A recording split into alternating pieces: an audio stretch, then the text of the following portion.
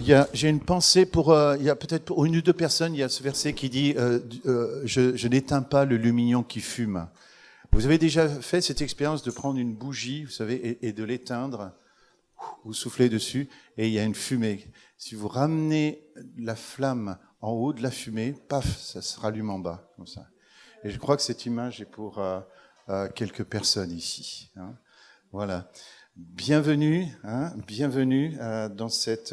alors pour moi c'est la deuxième partie d'un message, mais chaque message peut être entendu séparément. Mais le thème général c'est celui qui m'a vu, a vu le Père, c'est Jésus qui parle comme ça. Hein.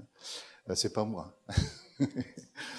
Ou des fois on dit ah oui Pierre, vraiment il y a une nature de Père chez toi. Je dis attendez de voir l'original. Hein. Voilà.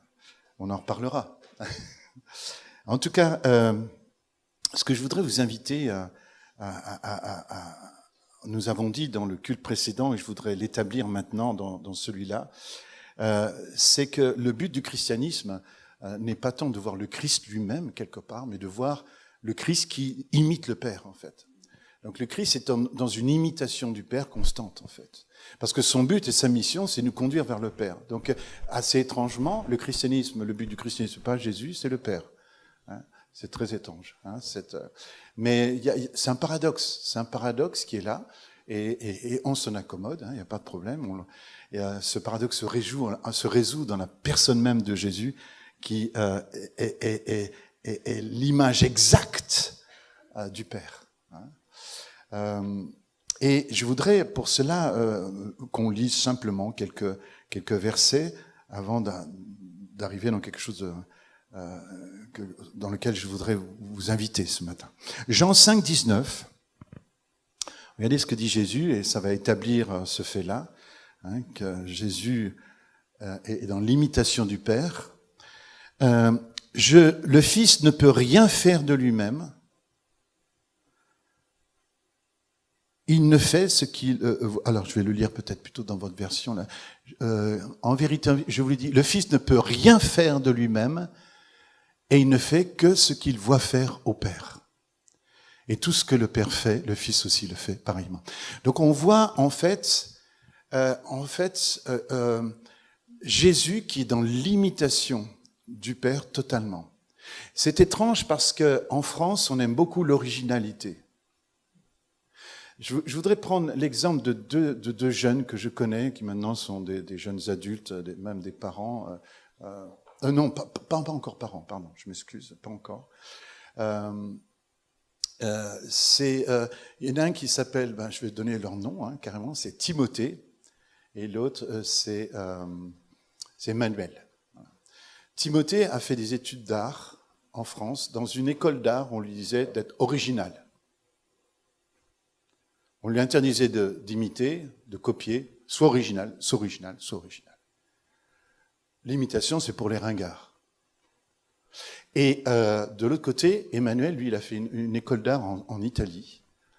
Et là-bas, au contraire, on lui demandait d'imiter.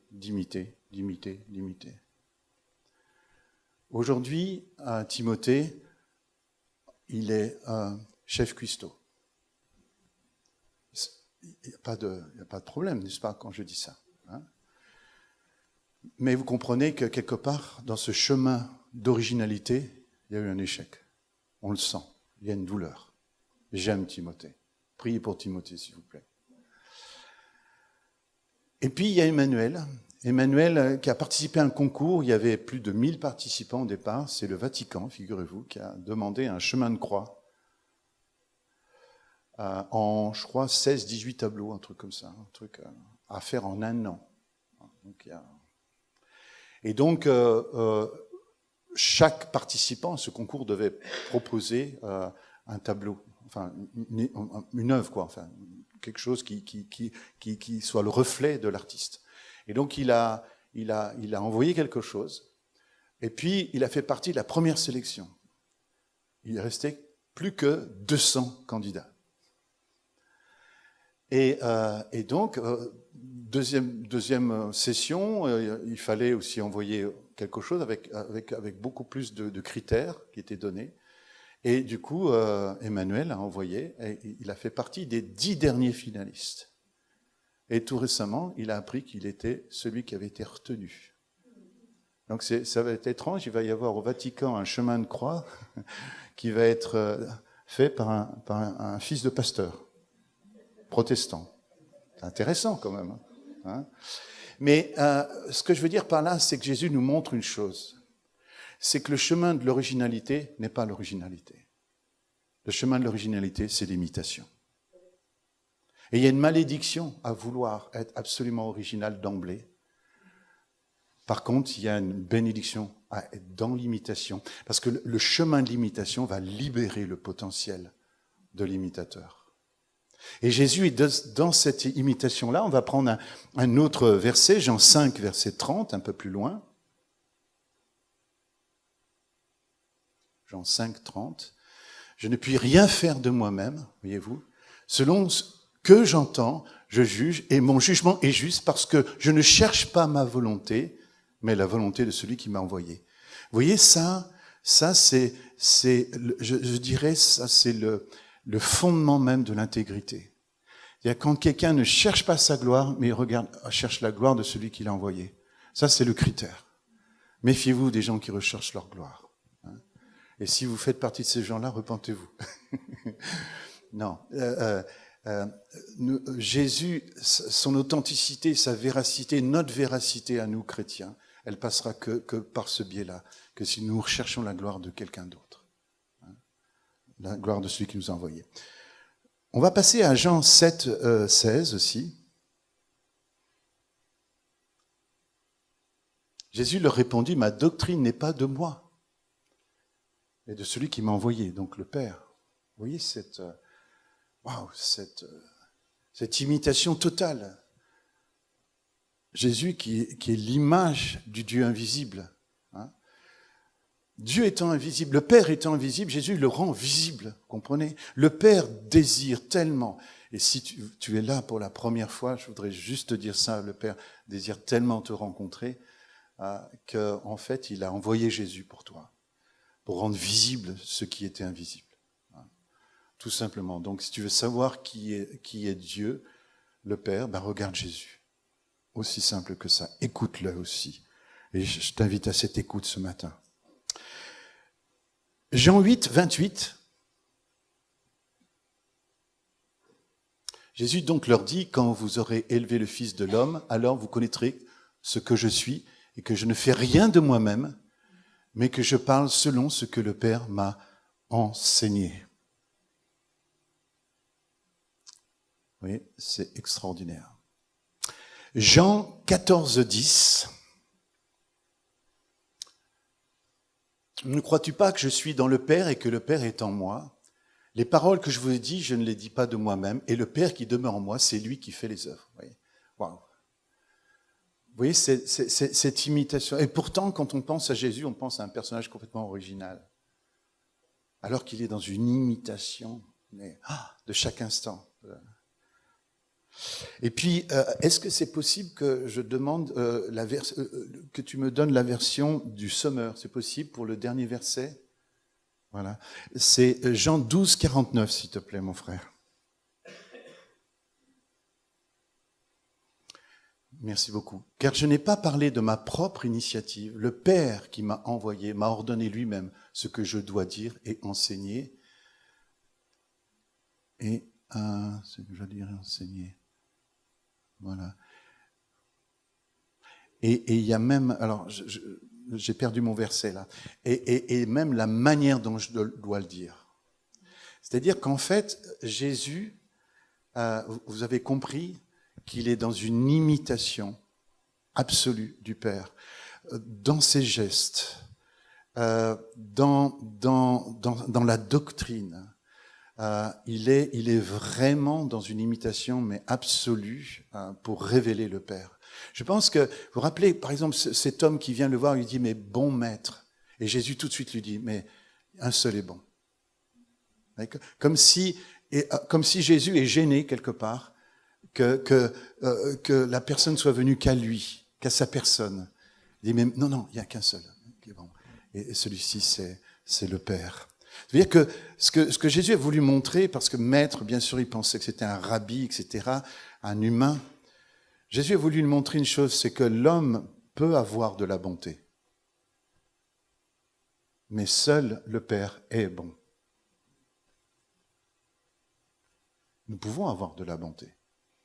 Mais ce n'est pas notre essence, la bonté. C'est un accident. Alors que le Père, lui, il est bon par essence. Et c'est ce qu'il a voulu montrer, toujours attirer l'attention sur... C'est pour cette raison aussi, alors je suis profondément charismatique, hein, j'aime énormément le Saint-Esprit, mais je crois que le Saint-Esprit aussi est une grande discrétion. Et que le but du Saint-Esprit, c'est toujours glorifier le Père, glorifier le Saint-Esprit. Et je vais vous dire quelque chose qui va peut-être vous faire sourire, mais j'ai l'impression que des fois, quand on parle du Saint-Esprit, de manière un peu trop, il rougit. Parce qu'en fait, il est tellement dans cette mission d'exalter le Père, d'exalter le Fils, qu'on parle de lui, il est... Oui, quand quelqu'un est dans une mission d'élever, quand on le montre lui, ils se sont gênés. Bon, c'est à méditer, c'est à prendre si on le veut. Hein. C'est pas, je ne vais pas en faire un cheval de bataille. Je voudrais vous inviter maintenant, après qu'on ait établi ce point-là, à aller dans Luc 15 et on va regarder le verset 12. Si tu peux mettre la version Darby, c'est possible? Un ancien Darby, ça va. Là, si vous pouviez voir son sourire. Hein? Darby. Hein? Et le plus jeune d'entre eux dit à son père, « Père, donne-moi la part du bien qui me revient, ou qui doit me revenir. Hein. » Et il leur partagea son bien. Si vous me permettez, j'aimerais rentrer dans le texte grec un petit peu pour vous montrer quelque chose. Ici, je voudrais commenter deux mots, seulement deux mots. Le bien, le bien, la part du bien. Je vais commenter ce mot-là. Et le Père leur partagea son bien. Là, on a l'impression que, puisque c'est une traduction en français du grec koiné, on va se dire, tiens, la part du bien et son bien, c'est forcément le même mot en grec. Sauf que quand on voit dans le grec original, voilà ce qui est écrit. Je vais le dire d'abord en grec, je vais me la péter un petit peu. Puis après, bien sûr, je vais traduire. Donc, c'est « Père, donne-moi l'ousia » qui me revient. Ça ne va pas forcément nous parler beaucoup. Donc, c'est le mot grec utilisé, l'ousia. Et ensuite, et il, donc le Père, leur partagea son bios. Bion, exactement. Mais bios, en fait, c'est le bios. Donc, en fait, ça veut dire quoi? Maintenant, je vais reprendre le texte et faire une traduction littérale. Donne-moi la part de l'être qui me revient. Et le Père leur partagea sa vie. Waouh! Et du coup, avec un ami qui s'appelle Alexandre Nano, qui a retravaillé sur une version des 4 évangiles, je lui ai proposé que l'on retraduise Luc 15, verset 12, en mettant le mot original, en fait. C'est-à-dire que quand vous lirez dans cette traduction, c'est « Donne-moi l'être qui me revient » et le Père leur partagea alors sa vie. Et pourquoi c'est intéressant de revenir à cette source-là? Parce qu'il y a une demande du cadet d'avoir l'être du Père. Ce n'est pas juste l'héritage. L'héritage, bien sûr, fera partie de l'être du Père. On sait très bien que toutes les questions d'héritage laissent des blessures profondes dans les successions. Pourquoi? Parce qu'en fait, elles ne touchent pas juste à l'argent, elles touchent à l'être. Et donc, donne-moi l'être qui doit me revenir. C'est-à-dire, Père.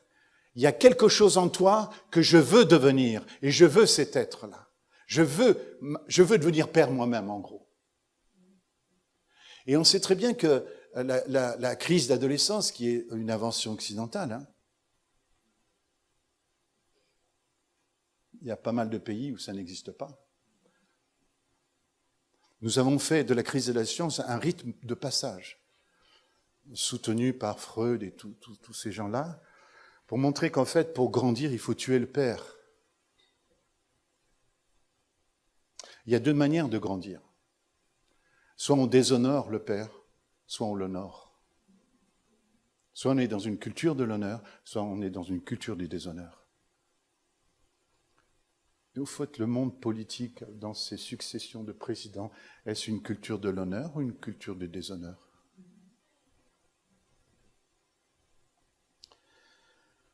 Donc il existe bien deux manières de grandir. Et puis, du côté du père, il y a deux sortes de pères. Il y a les pères et les maîtres. Un père, c'est quelqu'un qui, lorsque son enfant grandit et qu'il va plus loin que lui, il se réjouit. Alors que le maître, lui, quand le disciple grandit à la hauteur du maître, ça devient une menace. Alors de deux choses une, soit le disciple doit tuer le maître pour grandir, soit le maître doit tuer le disciple pour pouvoir continuer d'exister.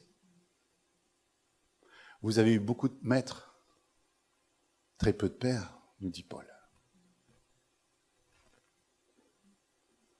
La devise, ma devise à moi, c'est que mon plafond soit votre plancher. Ça, c'est une devise de père. Que mon max devienne votre minimum. Et donc, est-ce qu'on voit ici la crise d'adolescence humaine? Ce qui fait qu'on fait le choix de devenir Dieu soi-même, on devient athée. L'athéisme, c'est un monothéisme.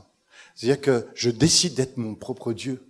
Et c'est ce que le cadet fait ici, en tuant symboliquement son père. Parce qu'à cette époque, en Israël, on ne pouvait hériter que si le père était mort. Or, demander du vivant du père l'héritage, sa vie, c'est carrément déjà offensant, puis c'est un acte d'une violence incroyable. Incroyable. Et je pense que ceux qui ont entendu cette histoire pour la première fois, donc les fils d'Israël qui entendaient ça, ont dû être particulièrement choqués par cette demande. Et regardez comment le père s'y prend pour une demande aussi violente. Le père agit dans la non-violence. Il prend même l'impact complètement en sa personne. Et regardez, je vais faire le geste pour vous. Et il leur partagea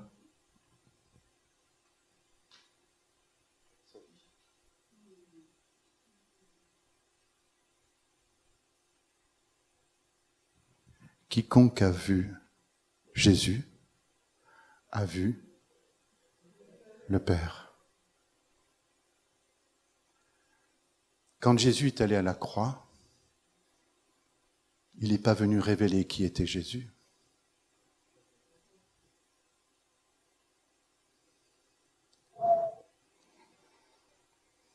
Il pleut en ce moment-là.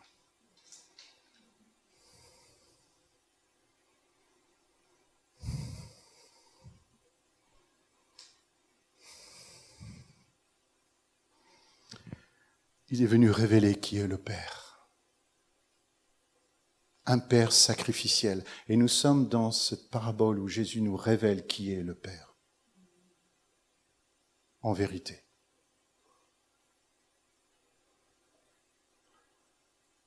Souvent, nous chrétiens, je ne sais pas, et j'ai été comme ça, hein, nous pensons qu'en fait, l'imitation de Jésus du Père, c'était quand il faisait des miracles, quand il marchait sur l'eau, quand il prêchait, quand il utilisait la forme de la parabole plutôt que la forme du discours, quand il utilisait une manière de parler, et la manière de parler, mais comme si tout d'un coup, et on y reviendra, comme si tout d'un coup, à la croix, c'est une autre chose qui se passe.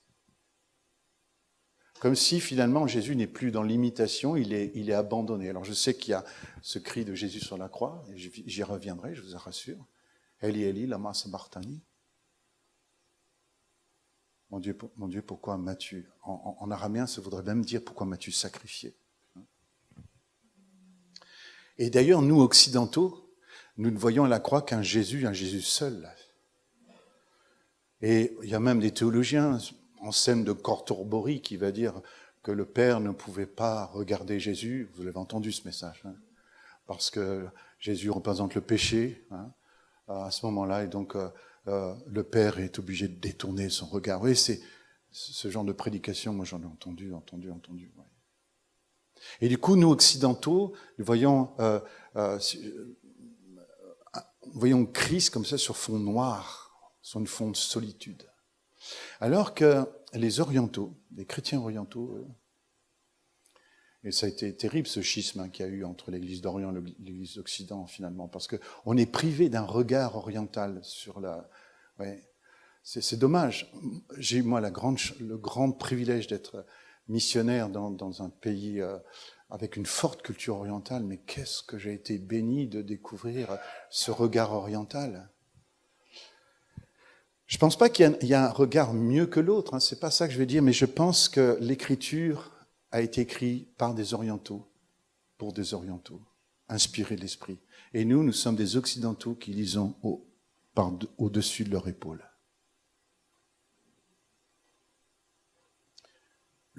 On peut avoir un œil occidental, un œil oriental. Je pense que l'œil directeur devrait être l'œil oriental. Et l'autre œil, qui n'est pas l'œil directeur, devrait être l'œil occidental. Mais ces deux regards nous permettent de voir la profondeur. Vous avez fait ce jeu-là, qui consiste à fermer un œil, et vous prenez l'œil directeur, et avec un bouchon, vous essayez de refermer la bouteille. Vous vous plantez 5 fois sur 7, vous voyez. Par contre, si vous ouvrez les deux yeux, vous êtes tout de suite sur le bouchon. Parce que la petite différence qu'il y a entre vos deux yeux vous permet de voir la profondeur, de saisir la profondeur. Et alors, ce schisme qu'il y a eu au tout début de l'Église, entre l'Église d'Orient, nous a privés. L'oriental, il aime les histoires, il aime les récits, il aime la relation humaine. L'occidental, il aime les systèmes, les théories, les concepts. Et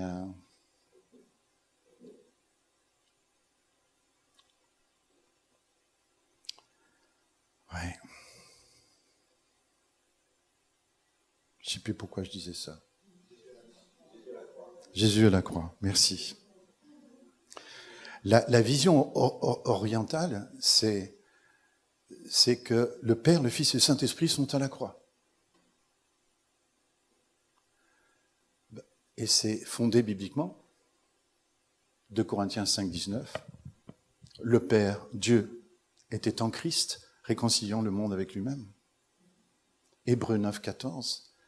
Le Christ s'est donné par la puissance de l'Esprit éternel, donc du Saint-Esprit, à la croix. Donc si on résume tout ça, le Père était en Christ quand le Christ s'est donné à la croix par la puissance de l'Esprit. Voilà, j'ai combiné 2 versets et puis on a une image de la croix, vous voyez. Mais il n'y a pas cette solitude. Alors c'est sûr que le côté solitude occidental insiste sur le « Heli, Heli, lama sabachthani » mon Dieu, pourquoi m'as-tu abandonné ?» Alors que, au contraire, les orientaux vont montrer que toute la Trinité est vraiment là, présente. Mais du coup, Dieu est présent dans la souffrance. Le Père est présent dans la souffrance. Il n'abandonne pas le Fils. Et que, quand bien même nous pourrions nous sentir abandonnés, sa présence est là.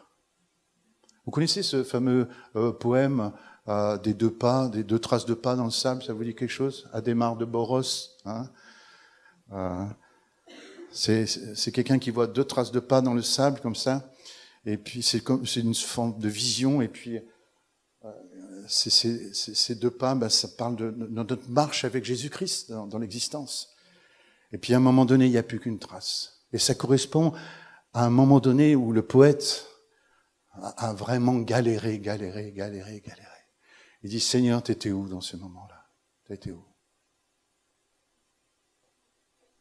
Et le Seigneur lui dit, tu sais, dans ces moments-là, les traces que tu vois, c'est pas les tiennes, ce sont les miennes. Et regarde, elles sont plus profondes. C'est moi qui te portais à ces moments-là. Oui, même si nos sentiments ne nous renseignent pas, de voir présent le Père à la croix, waouh, mes amis, ça veut dire que on prêche la présence dans la souffrance et non pas l'absence dans la souffrance. Vous voyez le problème du regard occidental, s'il prêche l'absence dans la souffrance. Le regard oriental va prêcher la présence dans la souffrance. D'ailleurs, vous savez aussi, quand on parle de péché, vous savez comme nous, occidentaux, nous définissons le péché. C'est une rupture légale avec la loi de Dieu. Voilà, comme nous, occidentaux, nous définissons le péché. Et on peut le valider, hein, je veux dire, c'est validable, hein, bien sûr. Vous savez comment les orientaux, les chrétiens orientaux voient le péché? Comme une rupture dans la relation.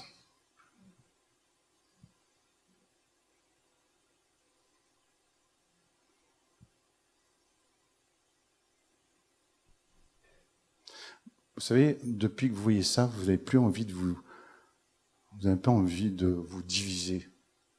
Fini. Fini.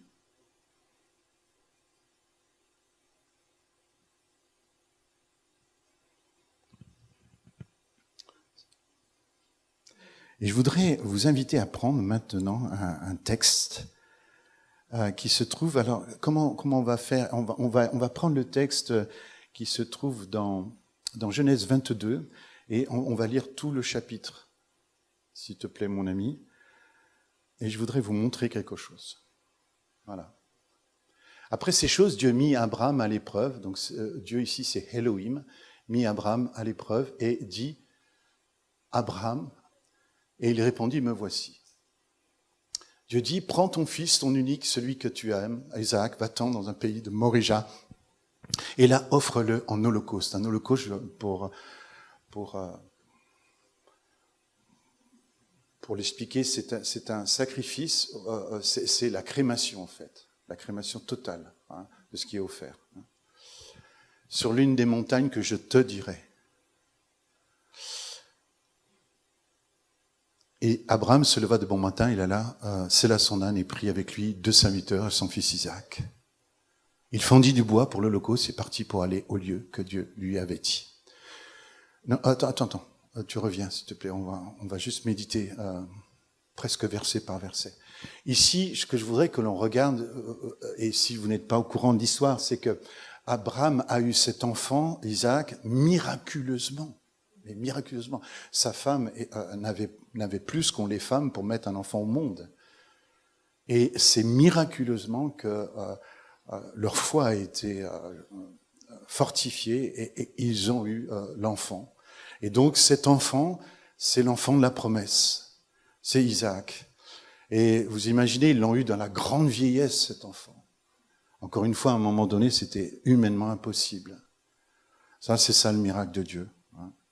Isaac, ça nous parle du miracle de Dieu dans notre impossibilité. Et du coup, on peut se dire, mais comment est-ce possible qu'un Dieu, aussi Elohim soit-il, puisse donner un enfant au père de la foi et puis après lui demande de lui sacrifier? Ça, c'est une première question qui est intéressante. Mais il y en a une deuxième qui suit. Comment est-ce possible qu'un père y consente?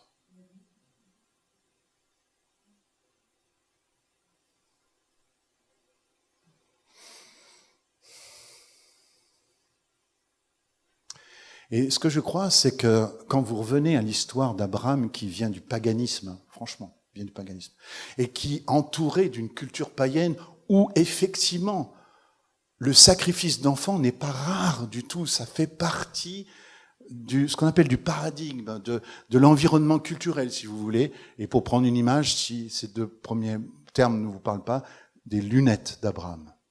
C'est-à-dire que Abraham voit le monde comme ça, comme étant finalement un endroit où pour avoir la faveur du divin, il faut offrir quelque chose qui coûte. Ça ressemble beaucoup à la sorcellerie, désolé de le dire. Et nous serions peut-être un petit peu mal avisés de dire « Waouh !» de juger du haut de notre 21e siècle ces gens qui osaient offrir en holocauste des enfants. Nous sommes au-dessus de tout soupçon, n'est-ce pas?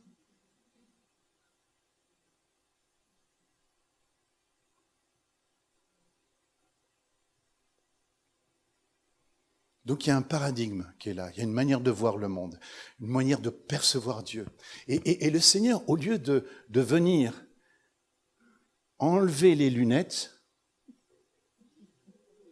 comme ça, frontalement, sans demander la permission, exactement comme je viens de faire, ce qu'il va faire, il va créer une situation où c'est cette personne-là qui va enlever elle-même ses lunettes. Autrement dit, ce que le Seigneur va faire, tu m'aides? Ce que le Seigneur va faire, c'est d'amener non pas la personne à être confrontée dans une confrontation directe du paradigme, mais le Seigneur va rentrer dans le paradigme de la personne, l'amener jusqu'à son sommet du paradigme, et là, il va lui montrer quelque chose qui va faire que waouh, mais j'avais jamais vu ça. Je vois, ça y est, je vois. Vous comprenez ce que je veux dire? Vous voyez la pédagogie? Waouh, mais c'est puissant. Hein. C'est comme on reproche d'ailleurs à Paul d'avoir jamais confronté l'esclavage. Mais Paul préférait traiter l'esclavage de l'intérieur plutôt que d'en faire une lutte politique. Il préférait amener l'esprit de vérité, l'esprit de liberté dans les gens, et que ce soit les gens qui choisissent leur esclavage. Parce que ne croyez pas qu'un esclave veuille toujours être libre. Vous savez, il y a des mentalités comme ça, qui sont des mentalités transactionnelles. L'esclave, le mercenaire. Alors, l'orphelin. On croit toujours que ces trois catégories de gens, ils veulent sortir de leur souffrance. Oui, ils souffrent, certes, ils veulent sortir, mais sont-ils prêts à prendre le risque de la paternité, prendre le risque de la liberté? C'est un risque. Et des fois, on préfère une souffrance connue qu'à une liberté qu'on ne connaît pas. C'est ça une mentalité transactionnelle.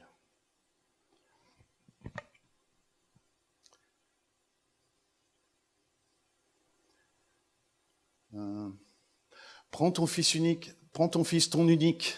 Intéressant parce qu'en fait, Abraham a déjà un fils. Il s'appelle Ismaël. Ishmaël. Et on sait que Abraham aimait Ishmaël. Alors, c'est quoi cette demande? Eh bien, cette demande, en fait, il est unique, pas par rapport à l'affection, il est unique dans l'alliance. C'est le fils de l'alliance. C'est celui-là. Donc, le Seigneur l'identifie. Hein? Okay. Et on va voir comment le Seigneur va faire tomber le paradigme. Allez, on passe au verset 2. Est-ce qu'il est là, le verset 2, on l'a déjà fait. Ok, ça marche. On va passer au truc suivant. Voilà. Après, oui, continue, mon ami. Voilà. Le troisième jour, intéressant, le troisième jour. Ça vous rappelle quelque chose, le troisième jour?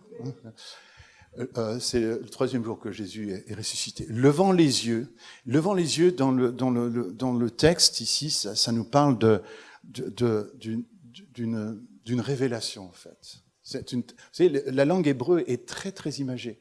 Le fait de lever les yeux, c'est de voir quelque chose de nouveau. Hein.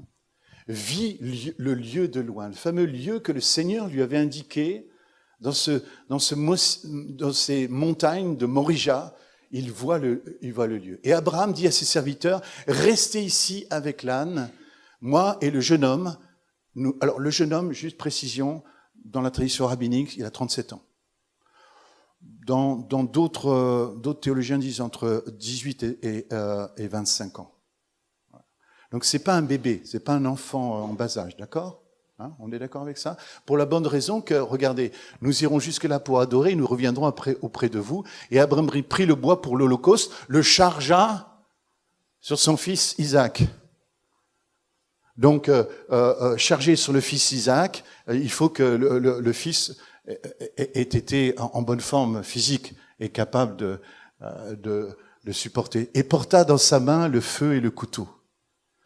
Et marchèrent tous deux ensemble. Marchèrent tous deux ensemble. Comment deux hommes marcheront-ils ensemble s'ils ne sont pas mis d'accord? Il y a volontairement quelque chose là qui est là pour nous surprendre. Qui est là pour nous surprendre. Parce que si Abraham n'a pas dit ce qu'il allait faire à Isaac, comment peuvent-ils marcher ensemble? Vous voyez ce que je veux dire? Et la preuve, on va la voir, que Abraham n'a pas partagé. C'est trop lourd sur son cœur. Trop lourd sur son cœur. On continue? Alors Isaac, parlant à Abraham, son père, dit « Mon père !»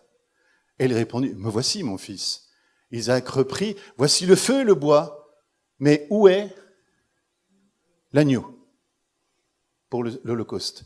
Abraham répondit « Mon fils, Dieu se pourvoira lui-même de l'agneau pour l'Holocauste. » Et ils marchèrent tous deux ensemble. À nouveau l'expression « et ils marchèrent tous deux ensemble ».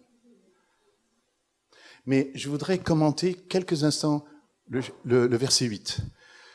Le mot qui est traduit par « se pourvoira » laisse entendre que Dieu matériellement pourvoira aux besoins de l'Holocauste.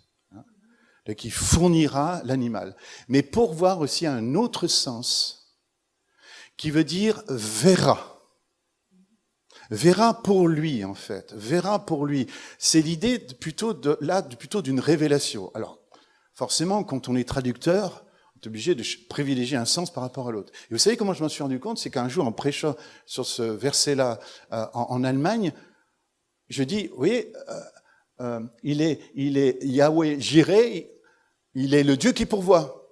Et tous les Allemands m'ont regardé avec des yeux comme ça. Dieu qui pourvoit. Je dis, bah oui, regardez dans Genèse 22, verset 8, ils vont voir. Mais non, c'est Dieu verra.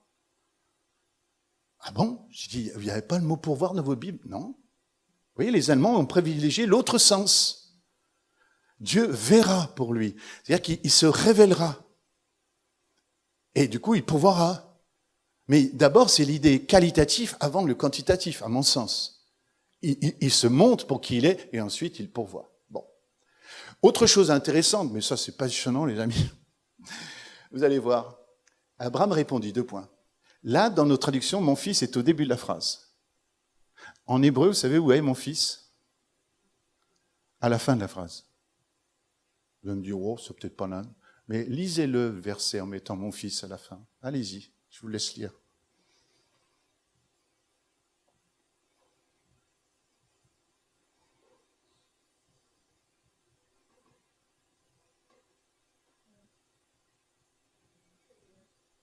J'aime votre enthousiasme, hein. C'est extraordinaire. Hein.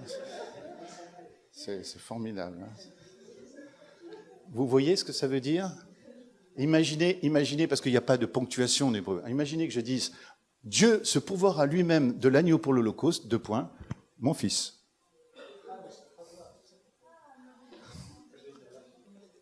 Ah non, à la fin du mot Holocauste. Ah oui, bien sûr. Ah oui, d'accord, mais je comprends votre manque d'enthousiasme. Et je vous présente mes excuses les plus plates. Hein. D'accord. Ouais. Ok. On continue, les amis? On continue? Lorsqu'ils furent arrivés au lieu que Dieu lui avait dit, Abraham il éleva un autel et il rangea le bois. Donc il a déchargé le dos de son fils et lia son fils Isaac.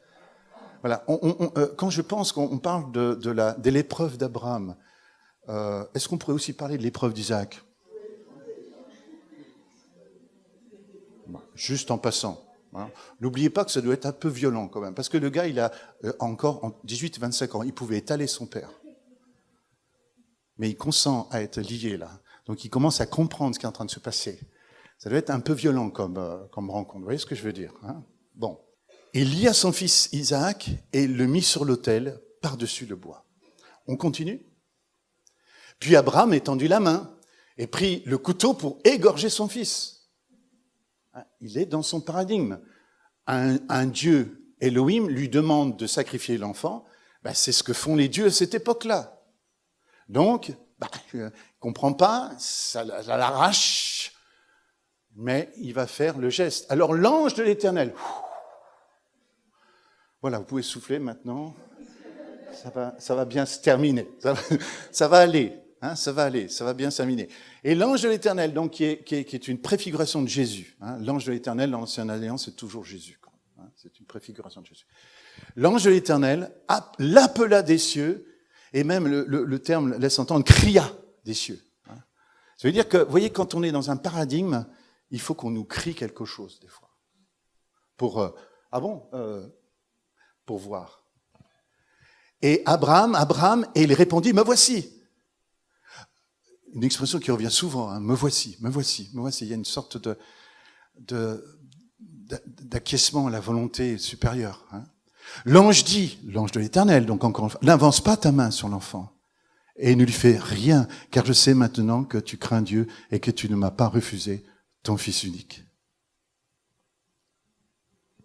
Wow. Suivant. Abraham leva les yeux et vit derrière lui. Encore une fois, vous voyez 2 fois qu'il lève les yeux. Première fois pour voir le lieu que Dieu lui avait montré déjà, mais là il le voit à nouveau, et leva les yeux. Lever les yeux, encore une fois, c'est une révélation. Mais ce qui est intéressant, c'est que, regardez, il lève les yeux, d'où me viendra le secours, hein, il lève les yeux et il vit derrière lui. Ses yeux ont fait le tour comme ça. Vous voyez ce que je veux dire? Normalement, d'ailleurs j'ai prêché une fois là-dessus, j'ai dit, vous voyez, Abraham, il s'est retourné, puis il a levé les yeux. Non, c'est pas ça qu'il dit. Il a levé les yeux et il a vu derrière lui. Waouh! On aimerait tous être comme ça. Hein? Mais qu'est-ce que ça veut dire? Ça veut dire que lever les yeux vers une révélation, quelque chose de plus élevé, va produire une repentance, une métanoïa, un retournement sur soi. Wow, ça c'est beau, hein? On a une révélation, on dit « Waouh, mais j'avais pas vu les choses comme ça, moi. » Et tout d'un coup, paf, on obtient une autre perspective. La perspective change. Le paradigme commence à prendre des coups, des sérieux coups, là. Le paradigme est en train de tomber. Là, Abraham a enlevé son paradigme parce qu'il a levé les yeux et il s'est tourné. Et vit derrière lui un agneau.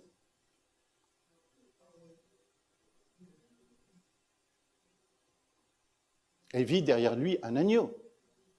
Je vous rappelle qu'en montant, Isaac il dit j'ai le bois là sur mes épaules. Toi, tu as le feu et le couteau, mais il est où l'agneau? Et nous avons vu que Abraham dit, Dieu pourvoira à l'agneau. Donc il s'attend d'avoir un agneau. Et là, qu'est-ce qu'il voit? Un bélier. Oui, pour voir quelque chose, il faut être préparé à le voir. Je vous explique. On m'a raconté l'histoire de quelqu'un qui monte sur une montagne, on va dire en Savoie, je ne sais pas trop, un endroit comme ça, en Haute-Savoie. Et il y a un endroit où il arrive sur une sorte de plateau comme ça, avant de monter plus haut, sur une sorte de plateau, il y a plein de verres comme ça ici, et puis il voit une dame qui est accroupie ici. Oh mince, elle est en train de faire caca.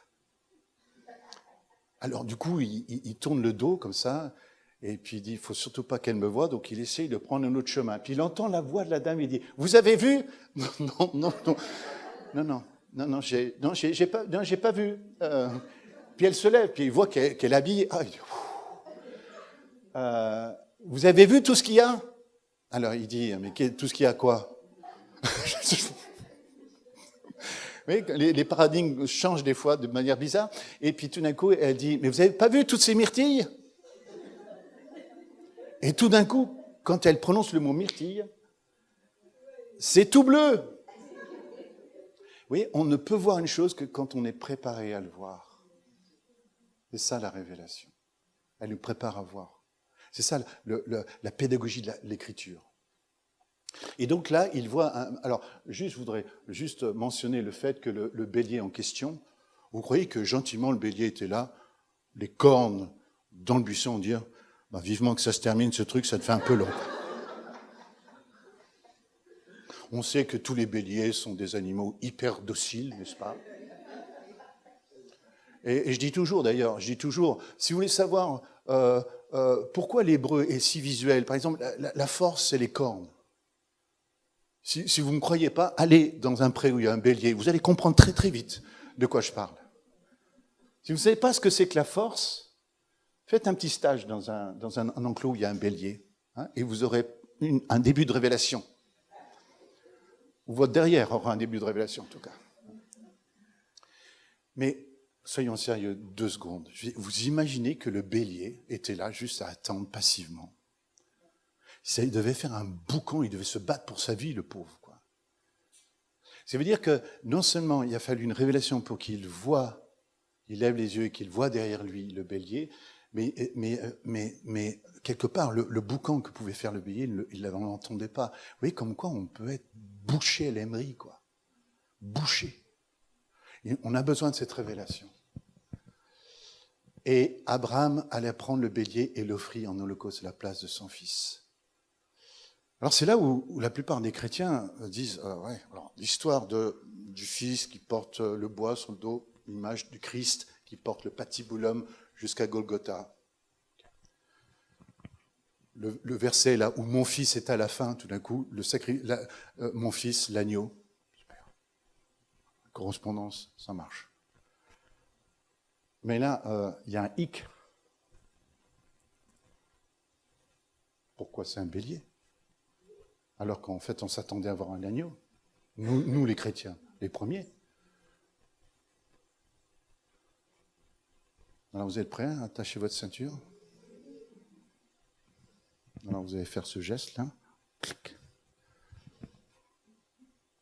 Ce que je crois de tout mon cœur, c'est que le bélier n'est pas là pour représenter Jésus.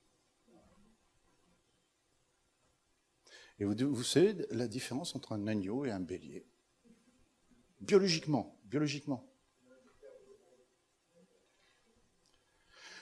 Vous prenez un agneau, vous le faites grandir, vous le castrez, vous obtenez un mouton.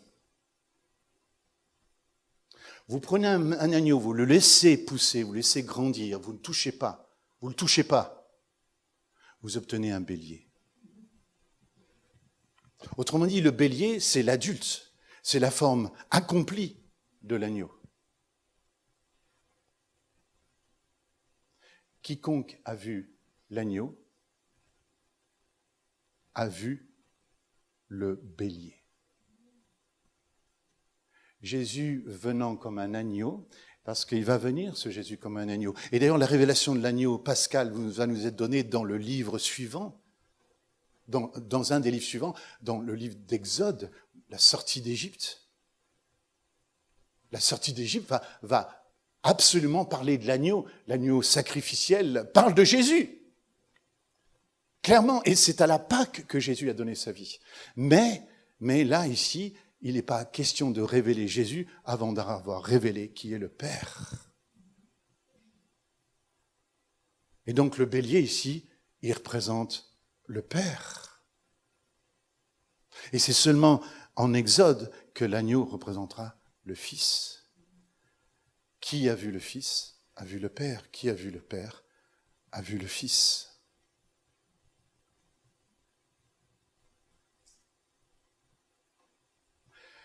Regardez le verset 14 maintenant.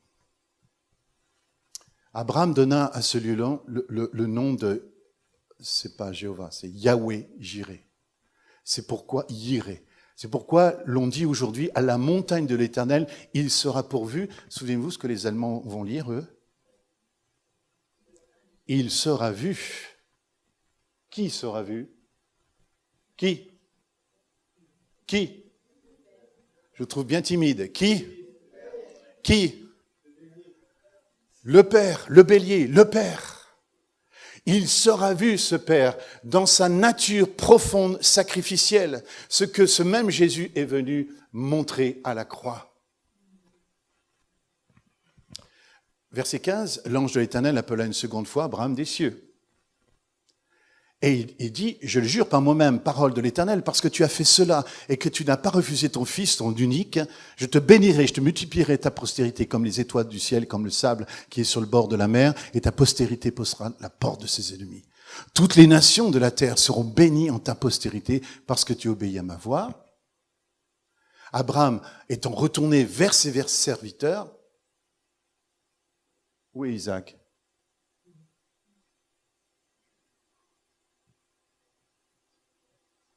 Moi, si j'étais Isaac, j'aurais dit, écoute papa, là, ce que je viens de vivre, je te laisse descendre la montagne, moi je crois que je vais me mettre un peu à l'écart. J'ai besoin un peu de pleurer, quoi. Et je me suis posé la question, qu'est-ce qu'est devenu Isaac, en fait? Est-ce qu'il est tombé dans la révolte vis-à-vis d'Abraham, vis-à-vis de Dieu? Non, parce que le bélier lui a sauvé la vie. Mais est-ce que la vie d'Isaac sera semblable aux autres patriarches? Autant Abraham est un père de la foi, un père de conquête, autant Jacob sera aussi cela, autant Isaac va être un homme méditatif, à cause certainement de cette expérience stressante et traumatisante, mais en même temps dans la révélation de ce qu'est la grâce. Autrement dit, vous verrez qu'Isaac, on le trouve méditer dans les champs. Il est devenu un méditatif, un contemplatif. Alors, ça ne doit pas être évident. Vous savez, comme ces gens aussi qui passent par une expérience de mort imminente, qui reviennent complètement changés, plus méditatifs que jamais. Est-ce que Isaac n'est pas passé par une expérience de mort imminente?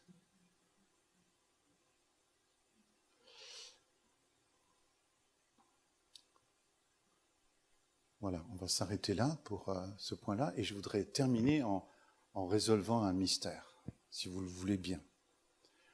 Alors Pierre, si on voit l'agneau, on voit en réalité le bélier, qui est le père de Jésus, que finalement cette épreuve d'Abraham et d'Isaac, vous savez, une épreuve n'a pas pour but de prouver quelque chose à Dieu, hein, à mon sens. C'est ce que disent d'ailleurs les Israélites. Hein, une épreuve, elle a quelque chose de nous montrer quelque chose sur nous-mêmes. Elle nous révèle à nous-mêmes. Parce qu'il n'y a pas de théologie sans anthropologie. On ne peut pas voir Dieu sans se voir soi-même.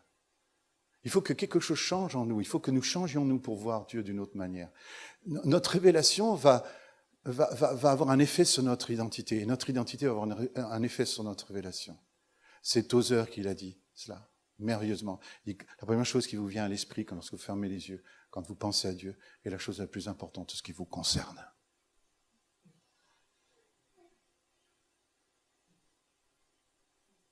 Et l'Église ne pourra jamais aller plus loin que la révélation qu'elle a reçue.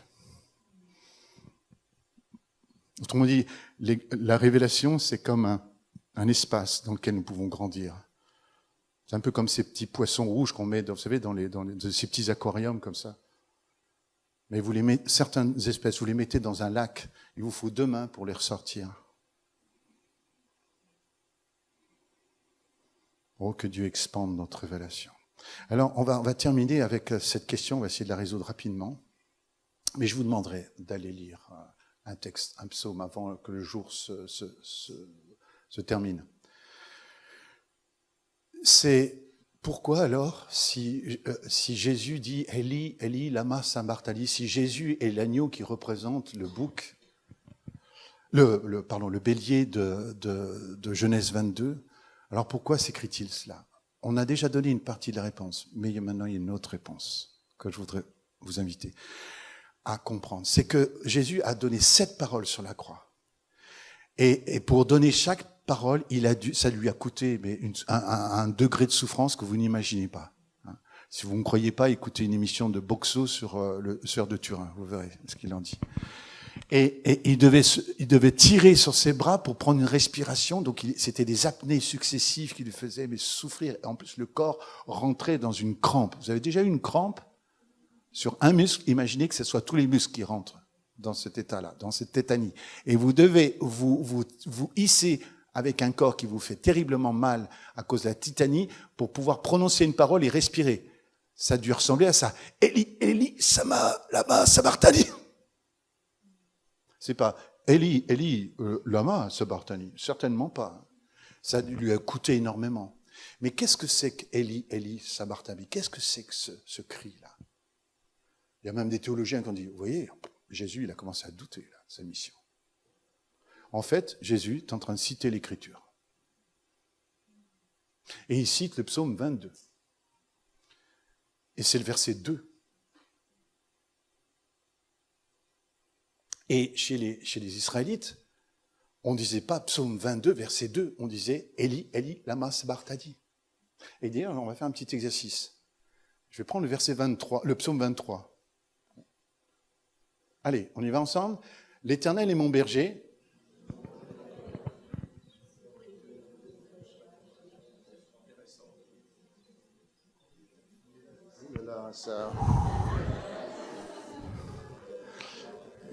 Il y a des révisions à faire, pasteur. Hein.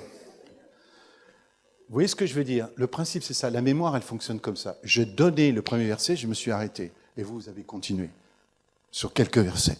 Mais vous avez continué. Comprenez ce que je veux dire? Chez un Israélite, tu cites le premier verset, tout se dit. Jusqu'au bout. Donc, quand Jésus, c'est ce qu'on appelle un remez. Un remez. Quand c'est un procédé comme ça, qui fait que, par exemple, Jésus cite un verset, ils veulent le lapider. Vous lisez le verset, ils veulent lapider Jésus pour ce verset-là. Sauf que le verset suivant, vous comprenez pourquoi ils veulent le lapider. Parce que clairement, ils en prennent plein la tête, les pharisiens, les scribes. Vous comprenez ce que je veux dire? C'est qu'à aucun moment, lorsque Jésus cite un verset, il cite le verset que pour le verset. Il cite le passage entier. Ça, c'est la mentalité. C'est comme ça qu'on écoutait les gens parler à l'époque. Parce qu'on avait mémorisé l'Écriture. Autrement dit, quand Jésus dit « Eli, Eli, lama sabachthani », vous allez lire un psaume absolument incroyable, qui est écrit 1000 ans avant la crucifixion, où la crucifixion est décrite en détail. 1000 ans avant, ils ont percé mes mains et mes pieds. Ma langue s'attache à mon palais, j'ai soif, on comptera tous mes os, etc. Et ils se sont partagés ma robe.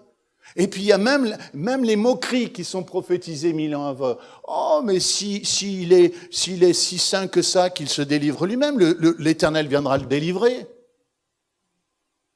Et là, vous arrivez jusqu'au verset 22. C'est intéressant, psaume 22, verset 2 et 22. 22, c'est la fin d'un chemin, c'est un tédéum, c'est un de profundis. Au verset 22, vous lisez, tu m'as répondu. Tu m'as répondu. Et à partir du verset 22, c'est même plus de la lamentation. C'est un chant de louange qui commence. Verset 22 jusqu'à la fin, et vous terminez le verset 22, il y en a qui le lisent, c'est super. Quel est le dernier verset, chère sœur? Alors, vas-y. Tu m'as répondu. Enfin, le dernier verset du psaume. Vas-y. Ils viendront et raconteront sa justice à un peuple qui naîtra, qu'il a fait ces choses. Un peuple qui naîtra. C'est qui le peuple qui doit naître? Cette sœur se levait pour dire c'est nous. Alléluia. C'est nous, le peuple nouveau-né. Il y a même des traductions qui disent le peuple nouveau-né. Donc en fait, qu'est-ce que Jésus fait à la croix? Il est en train de dire ce qui est en train de se passer. Mais il n'est pas du tout en train de se plaindre. Parce qu'il est venu. Ça a été sa mission. Montrer qui est le Père. Et je reviens à mon premier verset, Luc 15, verset 12. Donne-moi l'être, et leur Père leur partagea.